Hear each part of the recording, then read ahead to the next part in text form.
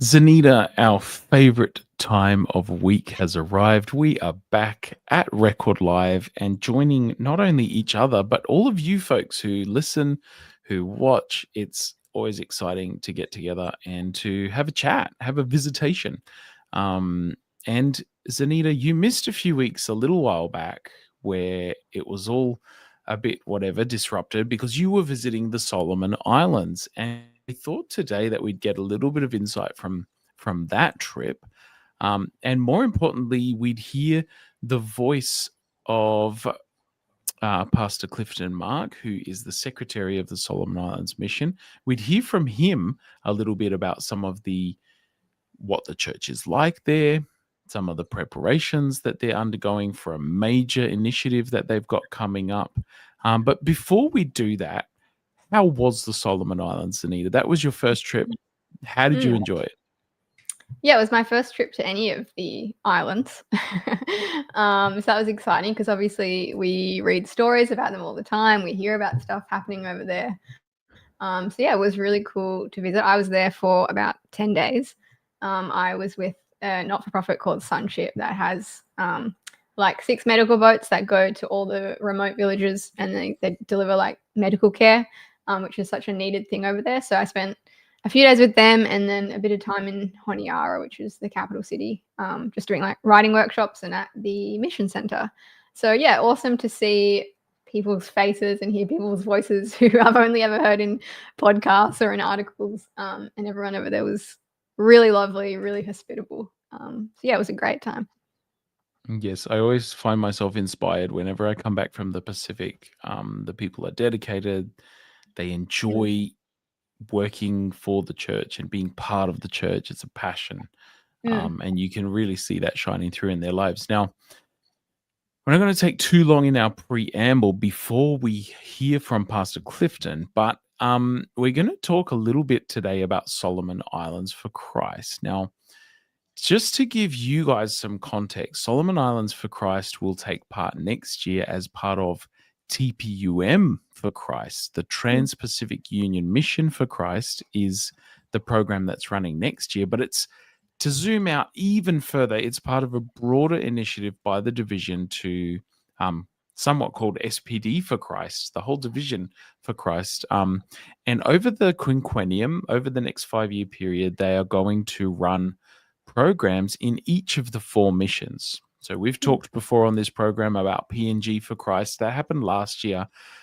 Next year is TPUM for Christ. Then NZPUC for Christ, Australia for Christ, and then finally PNGUM for Christ again. So PNG's having another crack in 2029. So each year there's going to be a union out of our 4 unions in the division that runs these evangelistic mission programs, and they want everybody involved, all the members, all the leaders, cross-culturally. It's very exciting. It's a ambitious mission program to get everyone Mm. involved and to do mission right across the division. So, yeah, today I believe, Zanita, you talked to Pastor Clifton a little bit about what Solomon Islands for Christ would look like, some of their preparation. Do you want to tell us just in a nutshell, what we're going to hear from Pastor Clifton about today? Yeah, so I spoke to Pastor Clifton Mark basically about how they're all feeling about Solomons for Christ next year. I feel like PNG for Christ was massive, and we saw, I think it was like 300,000 baptisms or something wild like that, which I think with such a good, like such good results, they're obviously feeling like the pressure to put on like an awesome, program. So they're already underway with planning. They're talking about it all the time. They're thinking about it. They're trying to find good ways to, I guess, implement the new believers who kind of come in, like how they can disciple them and mentor them after the program. So yeah, we just spoke about how they're feeling, what they're planning on doing, and all that in that conversation. So yeah. Well, let's get to that conversation now. Pastor Clifton Mark is the secretary of the Solomon Islands Mission. And Zanita's going to ask him a little bit about the country itself and the church there, and then he will describe what some of the preparation is happening for Solomon Islands for Christ. So without further ado, let's hear from Pastor Clifton. The rest of the division, a lot of them don't know a lot about the Solomon Islands in general. I didn't know myself a lot about it until a few months ago when I knew I was coming here. But can you paint a little bit of a picture as to what life is like here? Well, Solomon Island is one of the islands in the Pacific. Just to look back about the history of this country, it was discovered by Alvaro de Mendan, one of the explorers who came in the 1800s, and then gave the name Solomon Island to this country. Maybe because when he arrived here in the Solomons, he found gold in one of the river here in Guadalcanal. So he thought that this is the place where King Solomon came and also took gold. And so he gave the name Solomon Island. But later, the British came and treated the country as the protectorate, and then they looked after us. And then in 1978, they gave us the political independence. And that's a bit of Solomon Island. We have about 90 languages, different people, culture, mainly Melanesian, few Polynesians.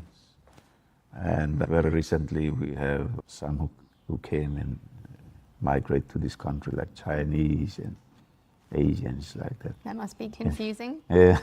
Many languages. And the current population is around about 700,000. Yeah. It's not a really big country, but it's a country that have many islands and a vast ocean. Yeah, I heard over 900 islands. Islands, Yeah. yeah. Wow. So there are many languages, but we speak a common language, a lingua franca here, and we call it Pidgin language. Yeah. Language is broken English. I've learned a little. Yeah. So there's some language and also some English, and so you can easily learn. So we speak Pidgin, and everyone can understand. We communicate using it, but we have many languages, different islands. And of that 700,000, the population you said, how many do you think of those would be Seventh Adventist? Actually, now latest ACMS survey, the data collected this year, we have roughly around about 31,000 baptized Adventists. Okay. Yeah. Do you find that Solomon Island people are quite receptive to the gospel or Christianity? Yeah, the missionaries who came here after the exploration of this place, we have missionaries coming in at different times, like Anglican, we have the Roman Catholic, we have the Methodist. And in 1914, that's when Seventh Adventist Church came to this country and established, firstly arrived in the West, and then gradually spread to the rest of the country. Yeah, they are receptive to the gospel. Our people in the past, they are cannibalism, they are headhunters. But then when the gospel came, they receptive to the gospel and brought change. Yeah.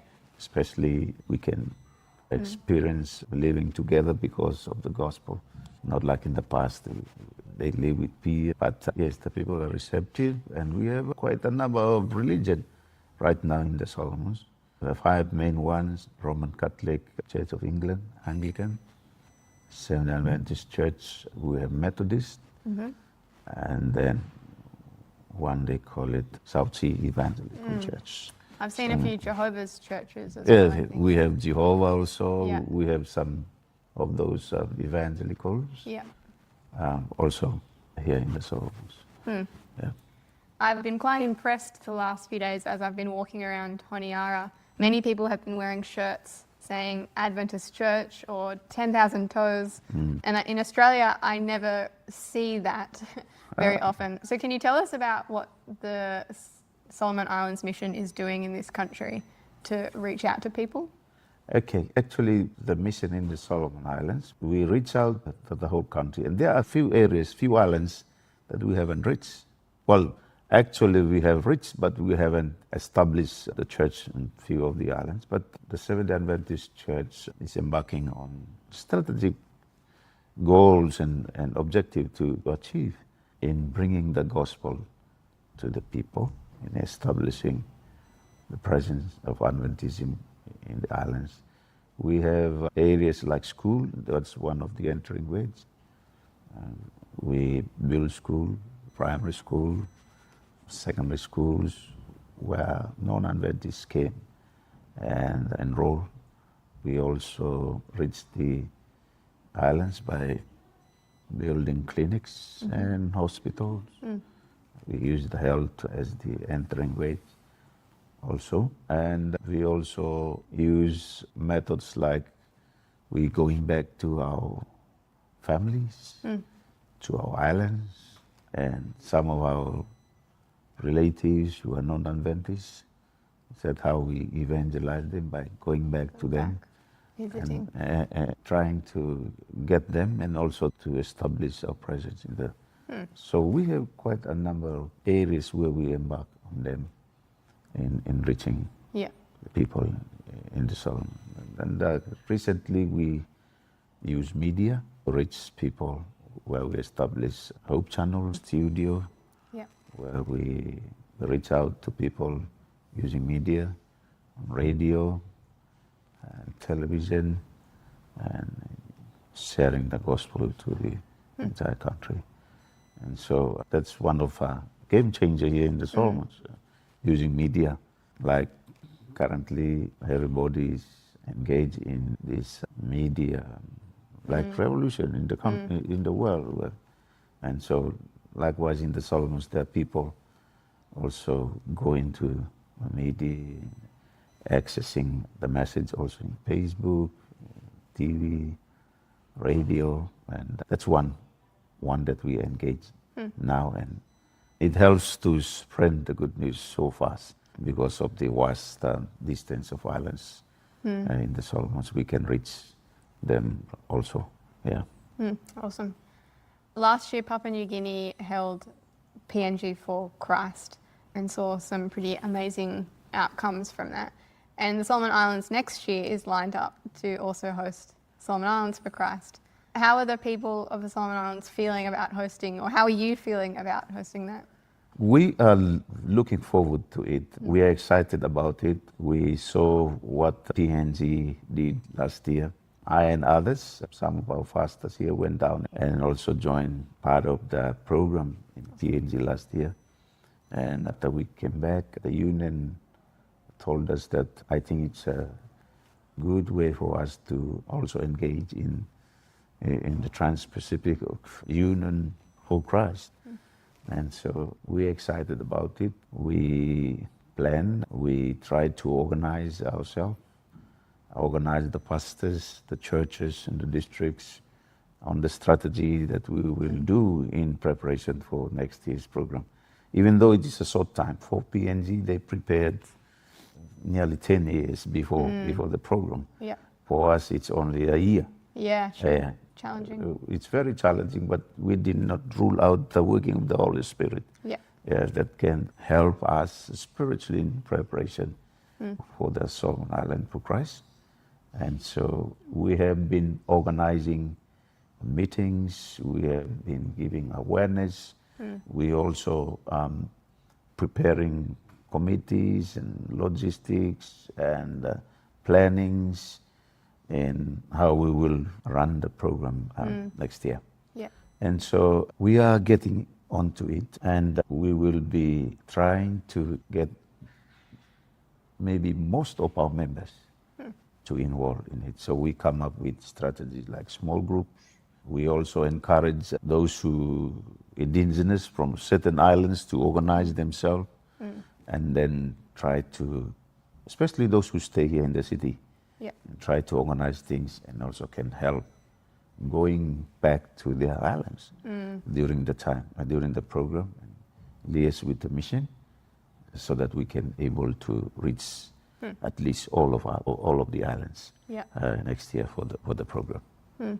That's quite a feat to reach all of the islands. That was going to be my next question, is it just going to happen here in the capital city of Honiara, or is it going to be going out to all the provinces and islands as well? We plan to go out to all the provinces and the islands, So what we did now is that preparation, the pre-evangelistic program preparation is currently underway.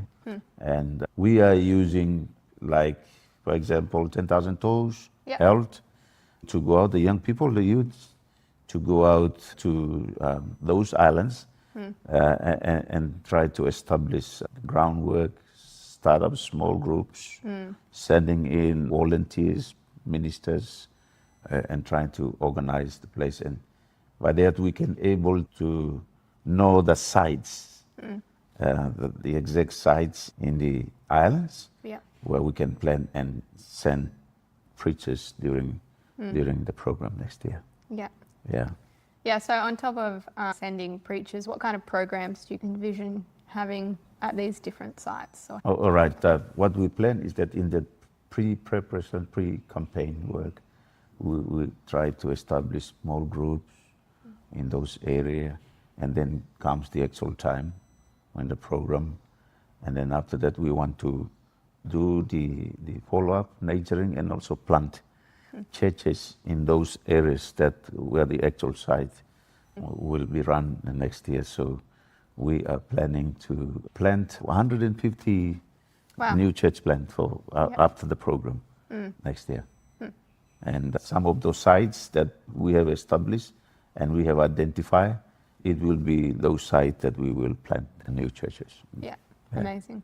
Yeah, I know I was on some of the islands last week and some of the people were saying, can you build us a church here? Oh, yeah. I was like, I don't know if I can, but I'm sure they'll be very happy So to yeah, hear. those are part of the strategy plan that we have planned, because after the program, we will start up church plant, and next thing is for us to build church buildings for them.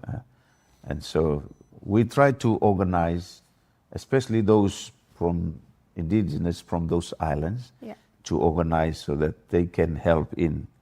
By the way, not all of funds will be used. The mission will support the program, but we also call for church members. We call for our people around the country so that they can help, like setting up or building a church, a clinic, or a school. And so we need them to come in and help. So definitely when the program finishes, we will be building churches Yeah. for those that were coming in. So we were looking on getting our members, our people, and maybe some if they want to donate and help us building up churches for those new church plant. But we are embarking on, we have to do that as soon as the program. So Yeah. Yep, I noticed last Sabbath I was here in Honiara for church. I went to Burns Creek Church and it was very full. There was lots of people there. And then the next day I was driving down the main street of Honiara and there was another 2 Adventist churches, I believe. And apparently they are even bigger than Burns Creek. And I was very impressed because in Australia sometimes we have a few churches in close proximity, but one will be big and the others will be really small. But it sounds like you have very strong churches here in Honiara and a lot of support going forward for Solomon Islands for Christ. yeah, actually, we have quite a number of big churches here in Honiara. And as you have said, those churches are full. Yeah. When you for All the seats are Sabbath, full. all the seats are full. There are people outside. Yeah. And so we are looking on, like, encouraging the church to plant more churches, to move the church membership, plant more new churches so that they can have space in bringing, like, for example, those who will be coming in 2026 after the program, we will have to prepare for them so that they can able to be accommodated, especially in worship services, because right now our churches here in Honiara are full. Yeah. Is it like that in other parts of the Solomon Islands? Are the churches mostly full or is that something that you think is... Yeah. specific? Like our urban centers, we have churches full, like in Honiara. Even some of our villages, the bigger villages, like in the west, a couple of villages, we have big churches, like can hold up to 2,000 church membership. Some villages, we have big population in that village. We have 3-4 churches in a village. Yeah. So, yeah, it's quite interesting because we need to expand in accommodating them especially during Sabbath.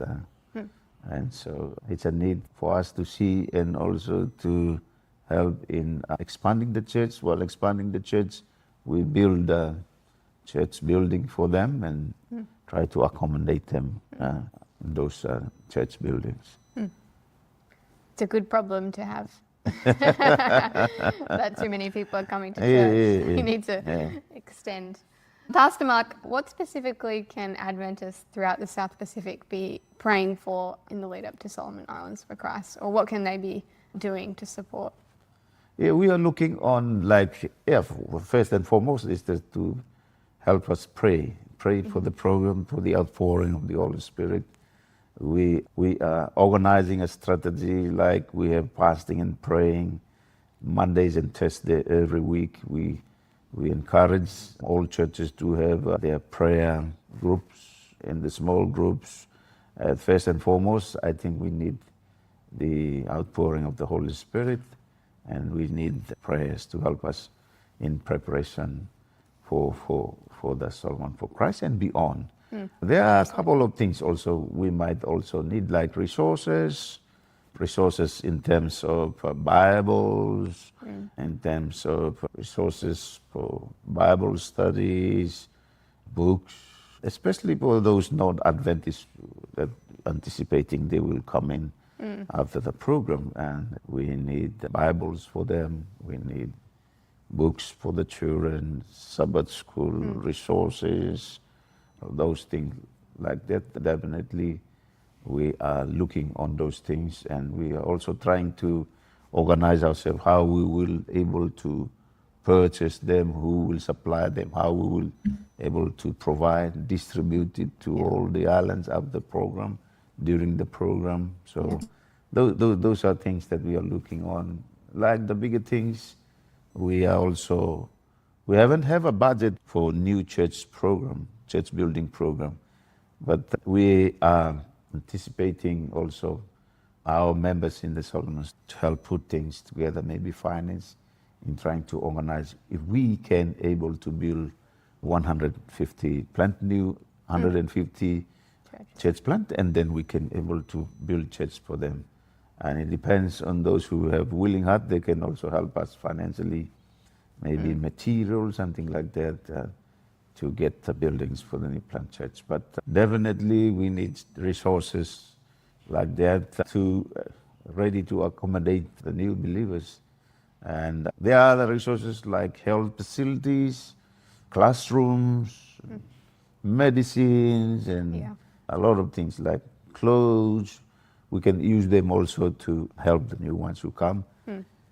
Not only during the program, but after the program and the preparation part of the program. And so we are trying to ask our members also, do you have things like that? You have access, maybe you have more in your house. You can bring the clothes. We try to put them together. We reach out to those during the program and after the program, and those stuff like that. So we are looking on those things that can help us move forward after the program is finished. Yeah, I know Papua New Guinea had an incredible 300,000 baptisms during their program. And so I think that's a really important point, is that obviously we will be praying for the program, but there is a lot of prayer needed for after the program to help support those people in their journey to learn about God and to have a relationship with Him. Yeah, and they are like, we are also looking on trainings, like in the field of stewardship, we need to prepare to train them. Yeah. Currently, like in those small groups, because most of them, their source of income, they feeding pigs, they selling betel nuts and all this. And then we were also trying to prepare so that we can train them when they come in. We can also train them how to do things that can help them and their livelihood for their families. So looking on trainings, on stewardship training, a lot of things to do, small projects, maybe farming, fishing, and other things that we were also trying to prepare them, and we need human resource to do the trainings.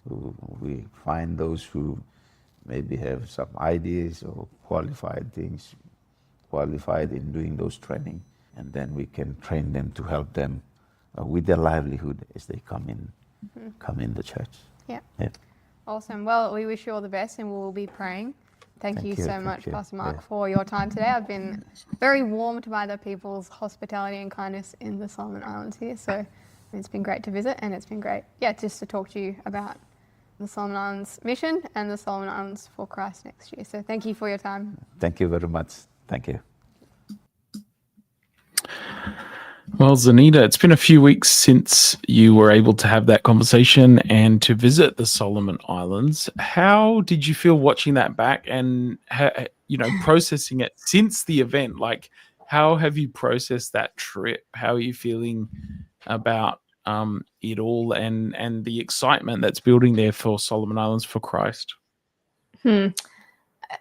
I feel like I still am not used to hearing my voice back. And I hope no one got too annoyed about the air conditioner noise in the background. But it was too hot to turn it off. But look, I think obviously the Solomon Islands is much less developed than Australia, and has a lot of needs that we take for granted. And so I think it's really easy to just come back to Australia, get back into the rhythm of life, and forget about all the needs that are in our own nation's families. Like, they're so close to us. They're only, like, I think there's a 3-hour flight, which is closer than Western Australia.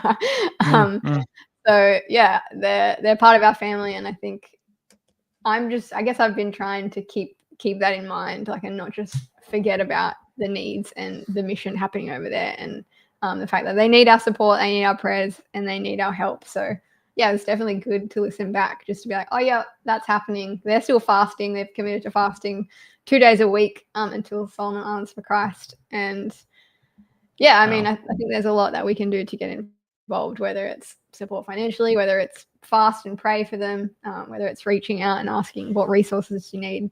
So yeah, it's definitely really exciting what they're doing. And this will be happening right across the Trans-Pacific next year. So all the countries in the Trans-Pacific, I believe it's in April or May, there's an SPD for Christ program, which is at Watson Park in Brisbane, where people will be gathering for training and equipping for some of these programs. But I think what you've highlighted is what we'd like to do on Record Live is to get practical. And you've given us some practical things. We can pray, we can fast, we can support the missions in some of those places. I believe they will also be looking for preachers, and you don't necessarily have to be a pastor to take part. I know a lot of lay people travel to Papua New Guinea to take part and to preach, and so that might be a way you can get involved in the mission. But if you don't have the resources or can't travel or don't feel that that's your gifting, there's a lot of other ways to get involved, and that we can support these programs from a distance, including with our prayers. So I think that's a really important thing to remember and to think about. Yeah, tell us, Jared, you've said a little bit about SPD for Christ, but just tell us a little more. Is that open for anyone to attend that in Brisbane? Like, what are the details of that? I believe so. There hasn't been a lot of advertising. They're still pulling together exactly what the program will look like, but I guess anticipation is building. I believe it will be open to people to attend, to especially people who want to be equipped to take part in these programs in some way across the next 3 or 4 years. It will come to Australia, AUC for Christ, Australia for Christ. And I think in Australia, we need to start thinking and planning and praying and preparing ourselves for what that could look like, because I don't think it's going to work in the same way. I mean, the Holy Spirit could surprise me, and we could do open air evangelism in a field like they have been in Papua New Guinea, and maybe hundreds of people will show up. But I think, and that's a possibility, but I ask myself if our churches and our hearts are ready for the program and what the Holy Spirit might do. And so there's a bit of work we need to do as well to be ready and to maybe imagine how that can be contextualized or done differently for our cultures. All the cultures in the South Pacific are different. They're beautiful and varied, and the diversity is amazing that we have, and that's to be celebrated. But it doesn't mean that one program will work in the same places in the same way. And so what can we do in Australia? That's what I would challenge myself with and others in Australia. What does it look like to do Australia for Christ? What can we do to get the Holy Spirit involved and follow God's leading to reach our communities? And that might look different to what it looks like for Solomon's, for PNG, but it's the same. It's the same mission. It's the same Holy Spirit. It's the same God. It's the same church members. It might be different tactics or strategy or the way we do it, but it's just as important. So yeah, I definitely think we can all get involved. We can all learn more, and keep your eyes on Record and other places where this information will be spread so that people can learn how to get involved. But it's coming soon, and it's an exciting initiative.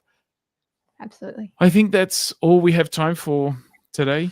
Zanita, thank you for catching up with Pastor Clifton Mark in the Solomon Islands. I'm glad you got that opportunity, and I'm glad we got to hear from him today.